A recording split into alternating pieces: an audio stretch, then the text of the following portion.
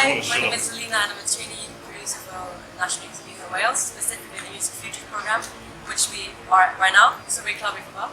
The project is for young musicians from the age of 15 to 19, and we've gathered around 20 young adults, young musicians, that create music together. They get songwriting opportunities, recording opportunities as well, which is really hard to get when you're that age, because being a musician is quite expensive and that's not the kind of money young people have.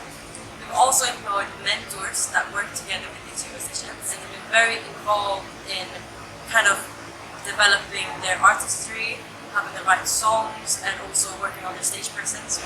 We talked a lot with young people about the difficulties of being musicians in Cardiff and in UK in general, and one of the things that came up was the lack of performance opportunities for people that, for example, are underage.